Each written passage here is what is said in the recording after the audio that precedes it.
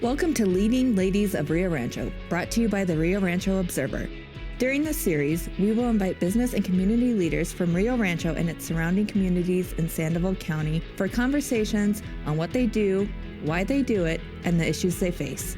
I'm your host, Tracy Goldeisen, editor of the Rio Rancho Observer. Welcome.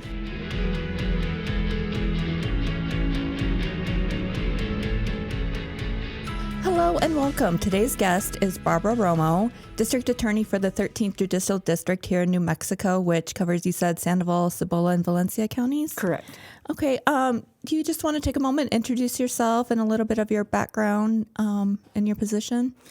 Sure. Again, my name's Barbra Romo. I am a career prosecutor. I started my career as an attorney here in New Mexico in 1996 down in Socorro and Truth or Consequences. After I passed the bar, and I've been here ever since. I've been a career prosecutor, so I don't know. You can do the math yourself, but I started out in the 7th Judicial District, and then I worked for several years up in Santa Fe, where I headed up the Crimes Against Children unit until I moved down to. I was already living in Rio Rancho when I commuted to Santa Fe, but I accepted a position as an assistant district attorney in the 13th in 2011. I moved up through the ranks to eventually become the chief deputy before I ran for election in 2020, and I took office in 2021. Okay. For those who don't know, what is a district attorney's role in the community, and why is it an elected position? Well, the role, I'm not sure why it's an elected position. In some states, I believe it's an appointed position. In some states, it's a hybrid. Like in our state, for judges, it's a hybrid. So in other words, a judge can be appointed or a judge can be elected. But as the district attorney, I believe, should be an elected position because we represent the will of the people to the extent that we answer to the people if we don't sufficiently prosecute the crimes and do our part to keep the community safe. A district attorney is responsible, it's the chief law enforcement officer in whatever district you represent. So I'm the chief law enforcement officer for those 3 counties that you mentioned, and I'm responsible for prosecuting all felonies that occur in the district as well as misdemeanors, some misdemeanors. We have discretion on what misdemeanors we prosecute, with the exception of domestic violence and DWI, which by statute we prosecute. So that's essentially what we do. There's a lot more to it than that, but that is our statutory obligation and duty to do. Okay. And so you talked about you've been a prosecutor your entire life. What brought you into the field of law, and then how did you decide to run to be the district attorney for our counties? Well, as far as why I went to law school, I joined the Army, and I was in ROTC, and then I wanted to go on active duty just for a little while. My husband was a veteran. He talked me into going in, and I went on active duty for 5 years.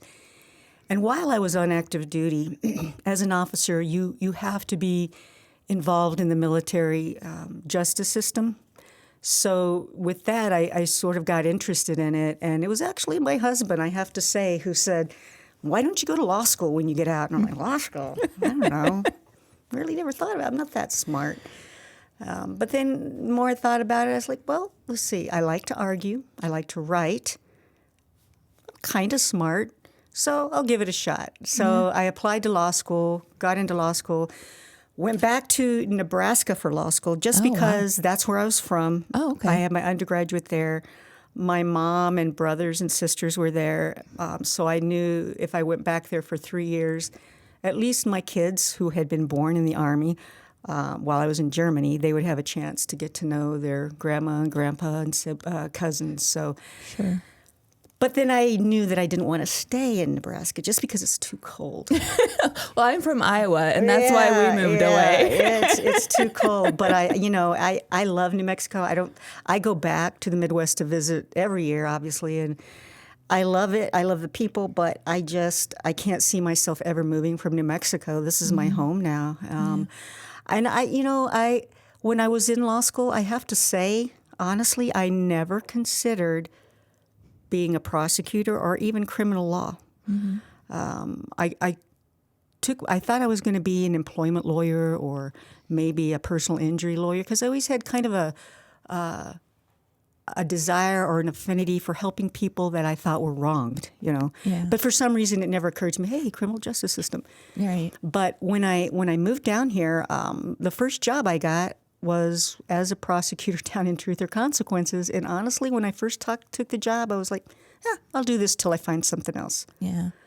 But as soon as I started prosecuting, and honestly, probably after my first jury trial, I was like, this is what I was meant to do. This is where I'm supposed to be. And I've never looked back. So I was recruited by a couple of law firms along the way, and I considered it, but I just, sometimes you have to go with what your heart tells you is right. Yeah. And I just always felt that this is where I was supposed to be. And, after I had been prosecuting almost 20 years, there really was no place else for me to go except for to be the elected district attorney.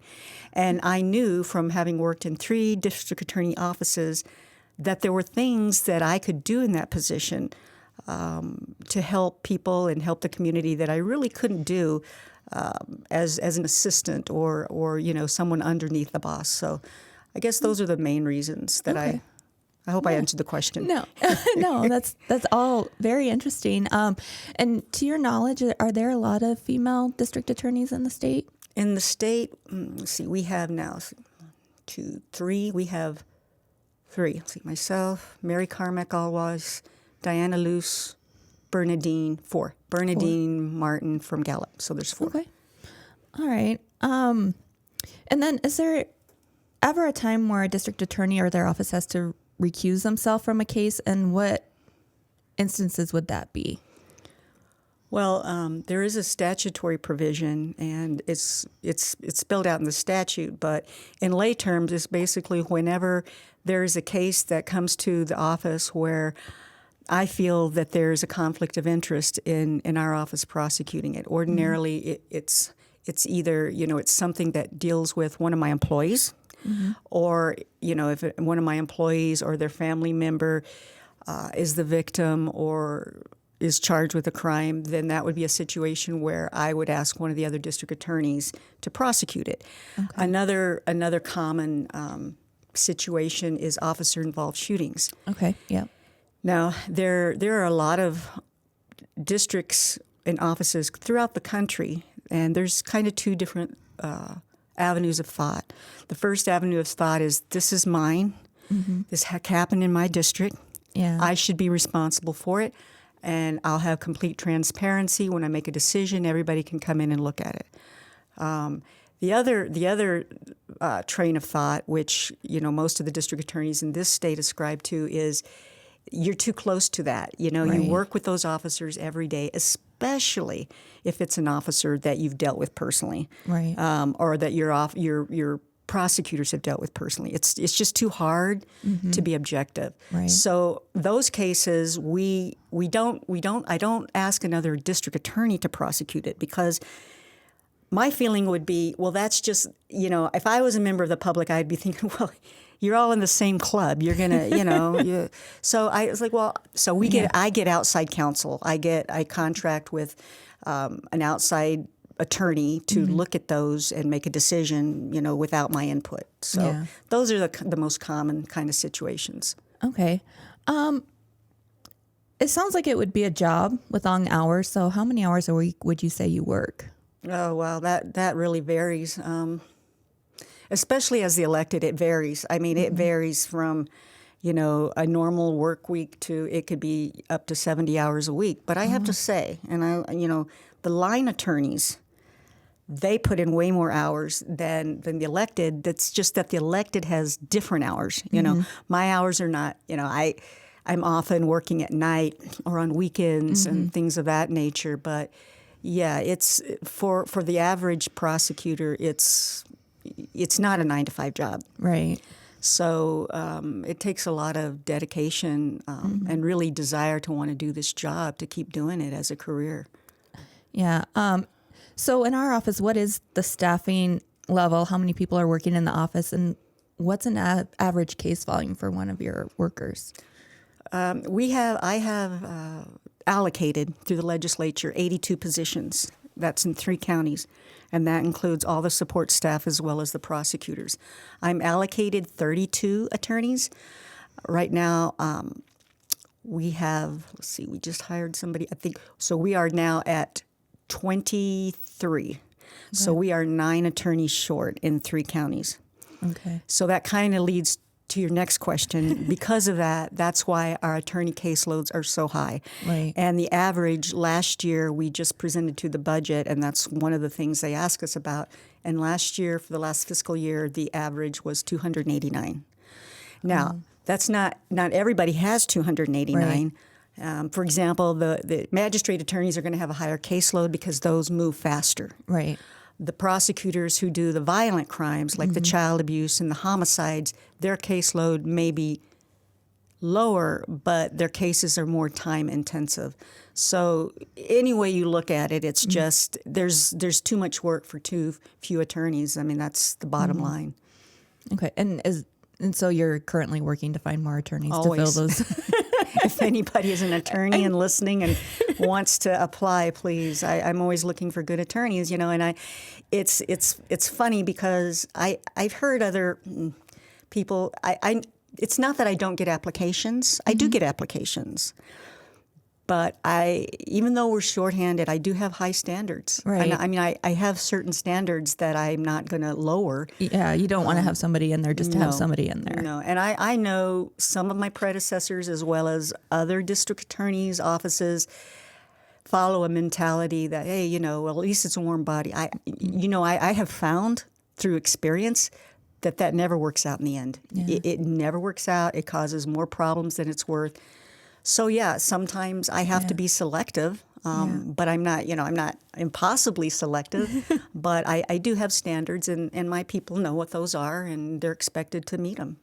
Okay, and is this a role in where there's a lot of turnover? Like maybe people get burnt out and look for something else, or yes,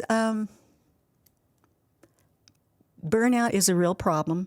And again, all these things go together. Yeah. Because the higher the caseload, the more likely you are to burn out. Because you put that in conjunction with the fact that the salaries that we're authorized to pay from the legislature are not comparable, not even close to comparable to what people can get in the private sector, or even with other state jobs. Yeah. And so we also get a lot of new prosecutors or new attorneys out of law school. They try being a prosecutor, they get some experience, and then they go to the law firms because they have trial experience. Yeah. Or honestly, sometimes people just don't know what they want. Yeah. And they start as a prosecutor and they're like, this isn't really for me. Yeah. Or we have to tell them, I don't think this is really for you. Yeah. But the turnover that I've had, I have to say, has mostly been with the younger and the less experienced attorneys. I've been very fortunate that most of my experienced attorneys have not left. A couple of them, one of them left and came back. So I've been really lucky, and I think that's why I've continued to have success despite that, because I have a core group of senior attorneys and other staff who kind of keep things going. And, despite the shortages and the turnover, we just keep doing what we're doing. And yeah. And you mentioned it earlier, crimes against children. And I know that's been one of the things you've spoken to before in other meetings I've been in with you. And you even had a conference on it last year, did you not? Yes. Yeah. Do you see that becoming an annual event or a regular thing? We're trying. That's our goal. We depend. We're going to have it this year. We'll find a way to have it. It's the thing when you deal with grants and that kind of thing.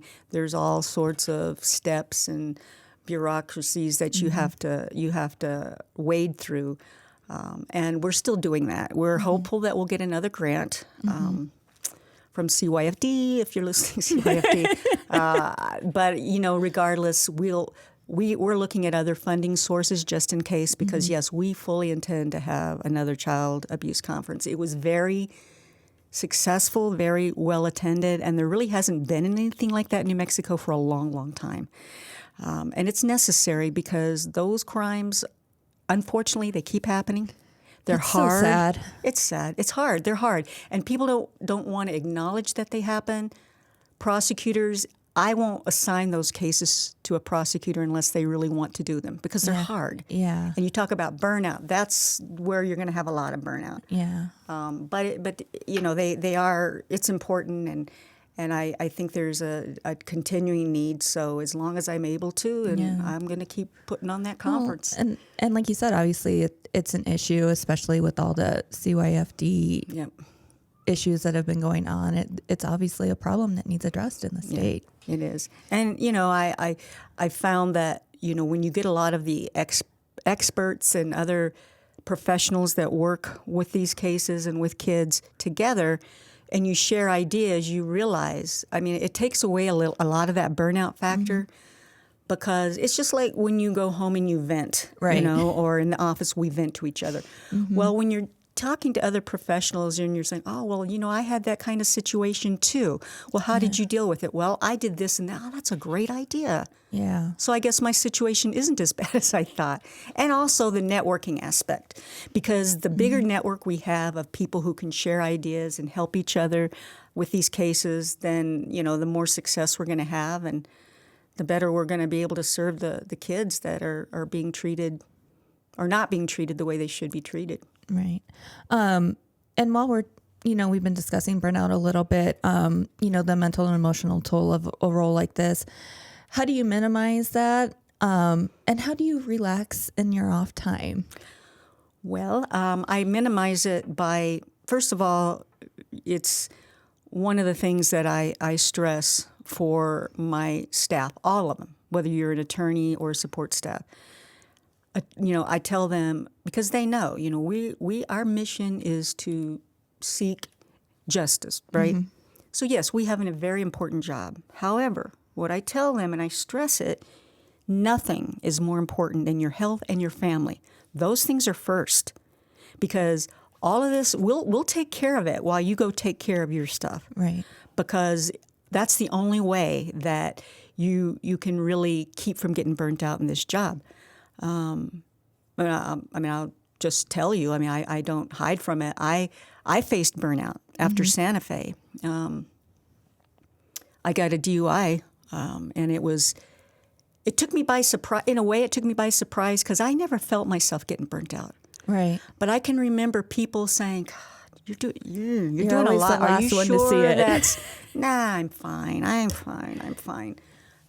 But I wasn't fine. And, it's ironic that the people, especially prosecutors, but also support staff, the ones that are the most dedicated, that want to, they're the ones that you have to worry about the most. Because, what happened to me, and it's not an excuse, believe me, but when I got so into prosecuting and helping on child abuse cases that I had put myself, I'm available throughout the state, 24/7. Anybody that has a question, law enforcement, prosecutor, I'm the person. Call me. And so, I was fortunate, first of all, that I didn't kill anybody, and I was fortunate that I had a family that stood by me. I took 2 years off to work with victims and victims' rights after I got the DUI, and of course, I have a lot of defense attorney friends. Oh, well, we can help you. We can get you off. And I thought about it, and I was like,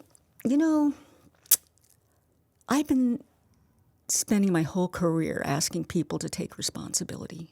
Right. How can I not take responsibility? I'm guilty. I did it. So that plus my kids, I said, I've got to take responsibility, and whatever happens, happens.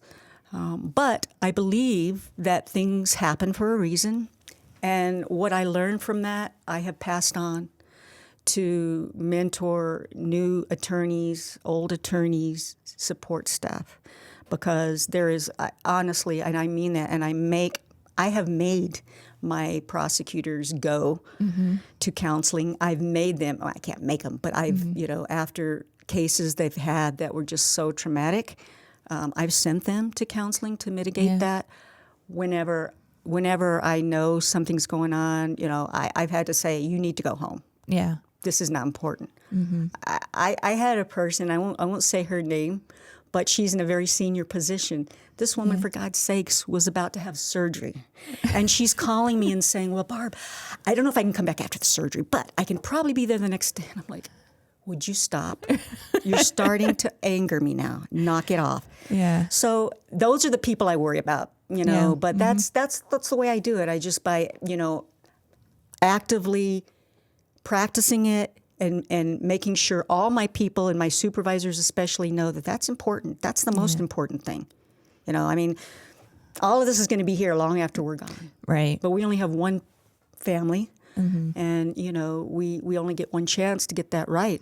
I don't want people to look back and say, well, I couldn't because I had that job. Right. And I mean, speaking of, having people take time off when something has really gotten to them. I remember the first time I ever had to cover a fatality. My editor, my publisher looked at me when I got back in the office. They're like, turn in your photos and go home. Take the day.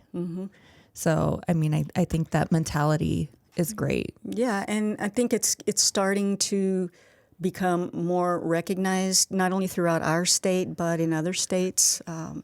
Our administrative office of the district attorney that puts on training every year, they have started to include classes on self-care, etc. In my child abuse conference, I included a conference on that. I mean, a section on that, or a class on that. And it's funny because when I went in there early to talk to the speaker, and I know him, Dr. David Lisak, he's well known nationally and internationally. But when I came in to talk to him and introduce him, he's like, and there was this people pouring in. We had to turn people away. We didn't have enough seats. And he's like, I'm really surprised. I was like, why are you surprised? I was like, and the class was at 8 o'clock in the morning. Oh, wow. So I figured this subject, this early, there wouldn't be anybody. And it was amazing. And people were just sharing stories, and everybody started realizing, hey, it's not just me. Right. And that's important. And even this summer, the National District Attorneys Association is having a whole conference just dealing with that issue. Oh, wow. So it's, yeah. Can you speak a little bit to, and what are your thoughts on the perception that New Mexico is now a catch and release state when it comes to criminals? Well, unfortunately, my position, I can comment on laws, but I don't get to choose which laws I follow and which laws I don't. Yeah. I will say that I think the amendment to the Constitution and, that made all this happen several years ago, it was well-intentioned. It is well-intentioned. But I don't think that it takes into account enough, how do I say this, the propensity of people to commit crimes. So in other words, the judges only have so much that they can take into account, right? Right. They're not allowed to take into account other things. And I think there was a bill in the legislature this year to try to change that, to expand. And I'm not sure, I lost track of where that bill went. But every year the fact that every year there's legislation to try to modify it tells you it's not working. Right. And the thing that I've observed, and I've testified to this before the legislature, is that there's no consistency. There's no consistency because the judges have a lot of discretion, which is fine. I don't have a problem with that.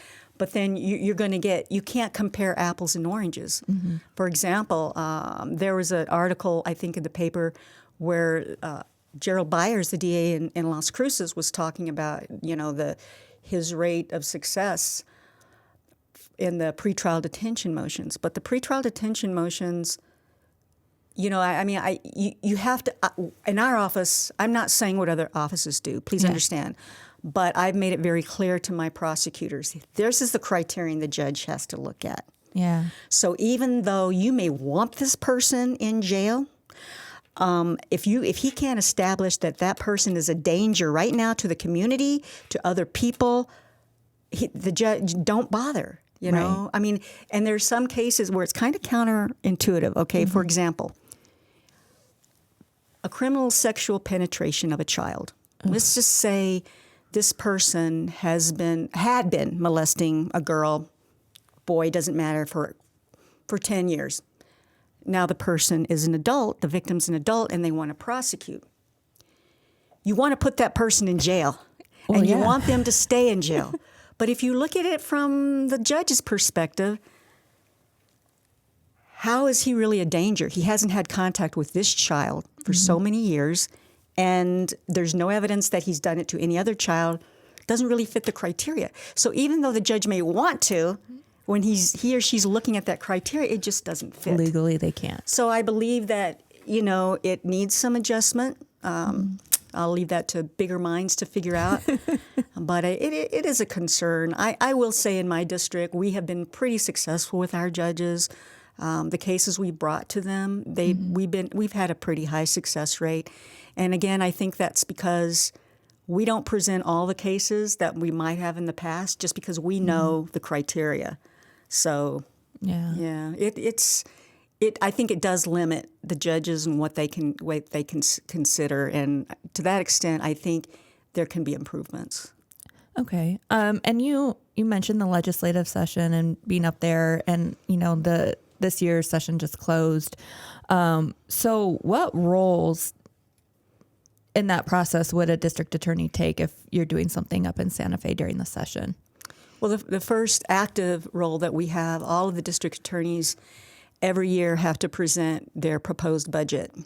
We present it to two committees, the House and the Senate, and first we submit our budgets to the Legislative Finance Committee and to the Department of Finance, so that and then when they make a recommendation, and then we all go and we individually present our budget to the legislator, the committees, and then they decide what they're going to give us. That's the first formal thing. The other thing is, like in the past, because there's 30-day and 60-day sessions. The 30-day sessions traditionally have been devoted to the budget, and this year, the governor wanted the crime legislation, which I don't think she got everything done she wanted to. I don't know if you can ever get everything done you want to on that issue, but so, during those sessions, the district attorneys, it depends on, I tend to be less involved just because I don't, I unless I'm asked to go up there and testify as an expert, I will help I'll help the other district attorneys and the administrative office of the district attorneys if there's a bill we're following. Like, you mentioned this bill, the legislature. We mentioned this bill about modifying the so-called catch and release. Well, then we make sure that we make sure there's one of the district attorneys available, and so we do that. I also have a bill that I've been trying to get passed for several years, and I didn't try to present it this year. I can't present it; it has to go through a representative. But I will represent it in the 60-day and keep trying until I get it passed. And all that is it's to make, in New Mexico, like every other state now, we have victims' rights. Right. They're in our Constitution. They're in they're in the Bill of Rights, just like, all of our other most precious rights. But they are enumerated, which means, if someone burglarizes your house, that's unfortunate, but you don't have any of the victim rights because it's not enumerated, right? The same is true for crimes against law enforcement officers. So battery on a peace officer, aggravated, so you can stab, shoot, punch, whatever you want. A law enforcement officer, you'll be prosecuted, but the officers that are victims have no rights. And that's what I'm trying to get passed. So next session, 60-day, I'll be back again until I get it passed. So you sometimes help craft some bills then? Yes. As well? Okay. Exactly. Do you have any other bills that you would like to see move through, or even regarding the public safety this year, there's the governor's hinted that she might call for a special section. Do you see that happening?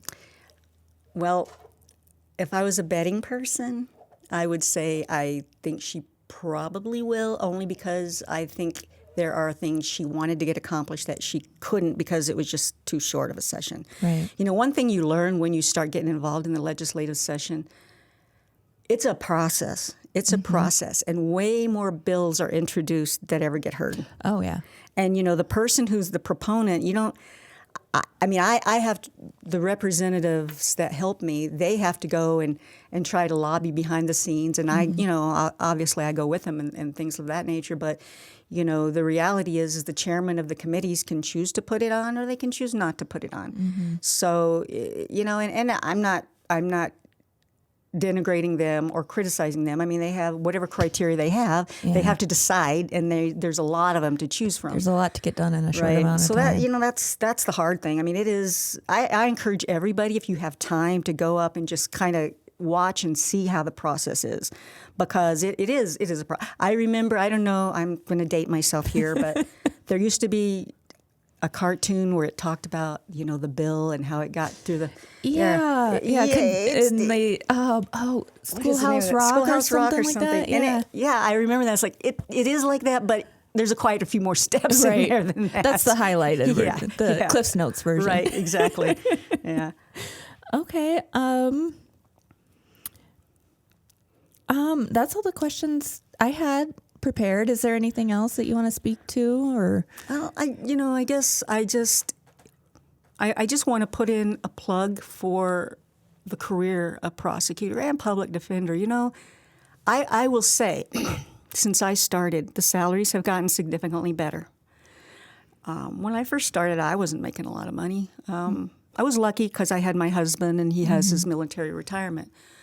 But I will say that if you stay with it, eventually you will, you know, you can make a pretty good living. Yeah. But more importantly than that, despite all the frustrations and the heartache, and it is a very rewarding job.